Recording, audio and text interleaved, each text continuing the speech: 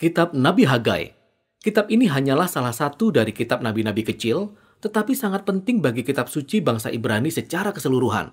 Selama berabad-abad, para nabi Ibrani ini telah menuduh bangsa Israel melanggar perjanjian mereka dengan Allah, dengan menyembah berhala dan berlaku tidak adil. Dan para nabi juga telah memberi peringatan bahwa Allah akan mengirim kerajaan Babel yang perkasa untuk merebut kota Yerusalem, menghancurkan bait suci, dan mengangkut orang-orang ke dalam pembuangan. Semua ini terjadi pada tahun 587 sebelum Masehi. Tetapi ceritanya belum berakhir di sini. Para nabi juga percaya masih ada pengharapan. Suatu hari nanti, Allah akan membawa kembali sisa-sisa umatnya, yakni bangsa Israel yang telah diubahkan, untuk tinggal di Yerusalem baru, di mana hadirat Allah akan diam di tengah-tengah mereka. Sekarang kita beralih ke zamannya Hagai, pada tahun 520 sebelum Masehi, hampir 70 tahun setelah pembuangan. Pada saat itu kerajaan Babel baru saja runtuh dan dunia sekarang dikuasai oleh bangsa Persia. Mereka memperbolehkan orang-orang Israel dalam pembuangan untuk kembali ke Yerusalem yang saat itu sudah berupa reruntuhan. Maka di bawah kepemimpinan seorang imam besar bernama Yosua dan seorang pewaris dari garis keturunan Daud yaitu Zerubabel, sekelompok orang buangan pulang ke Yerusalem dan mulai membangun kota dan kehidupan mereka kembali. Ingat kisah dalam kitab Esra pasal 1-6. Jadi pengharapan kita sangat tinggi dan masa depan tampak sangat cerah. Tetapi tidak demikian kalau dilihat dari sudut pandang Hagai. Kitab yang terdiri dari 4 bagian ini merangkum seluruh pesan Hagai kepada orang-orang di Yerusalem selama kurun waktu 4 bulan. Hagai mengawali pesannya dengan menuduh orang-orang yang salah menempatkan prioritas. Betul, mereka telah kembali ke Yerusalem, tetapi mereka menghabiskan waktu dan sumber daya mereka untuk membangun kembali rumah-rumah mewah bagi diri mereka sendiri, sementara rumah Tuhan masih berupa reruntuhan semenjak kehancurannya 70 tahun yang lalu. Jadi Hagai bertanya, apakah rumah-rumahmu benar-benar lebih penting daripada kesetiaanmu kepada Allah? Hagai berkata, mengabaikan rumah Tuhan sama saja dengan memberontak terhadap perjanjian yang dibuat oleh nenek moyang mereka. Itulah sebabnya tanah mereka tidak menghasilkan. Mereka dilanda kelaparan dan kekeringan. Di bagian ini Hagai mengutip dari daftar kutukan dalam perjanjian di kitab Ulangan. Jadi kata-kata Hagai yang menantang diikuti dengan tanggapan dari orang-orang Israel. Ingat juga kisah dalam Esra pasal 5. Kita tahu bahwa Zerubabel, Yosua, dan orang-orang yang tersisa, mereka tergerak oleh pesan Hagai sehingga mereka mulai membangun kembali bait suci itu. Di bagian berikutnya, Hagai melanjutkan pesannya 1 bulan kemudian. Dan ia berbicara tentang harapan-harapan yang hancur di antara orang-orang Israel. Bait suci yang mereka bangun kembali amat sangat tidak menarik. Dan tidak sebanding dengan kemegahan bait suci yang dibangun Salomo sekitar 500 tahun sebelumnya.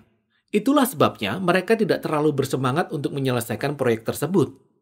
Oleh sebab itu, Hagai mengingatkan mereka akan janji-janji para nabi yang luar biasa tentang kerajaan Allah di masa depan dan tentang bait suci ini. Hagai mengacu kepada nabi-nabi sebelumnya, khususnya Yesaya dan Mika, tentang Yerusalem baru yang akan menjadi tempat di mana Allah akan menyelamatkan seluruh isi dunia dan di mana semua bangsa akan datang dan bersatu dalam kerajaan Allah, sehingga terciptalah masa yang penuh kedamaian. Jadi bait suci memainkan peranan penting dalam rencana Allah untuk masa depan. Oleh sebab itu, Hagai mengajak orang-orang untuk bekerja dengan penuh pengharapan meskipun keadaannya mengecewakan. Di bagian ketiga, Hagai melanjutkan pesannya 2 bulan kemudian dengan mengajak mereka agar tetap setia pada perjanjian dan ia melibatkan beberapa imam dalam percakapan tentang kemurnian secara ritual. Ingat tema utama dari kitab Imamat.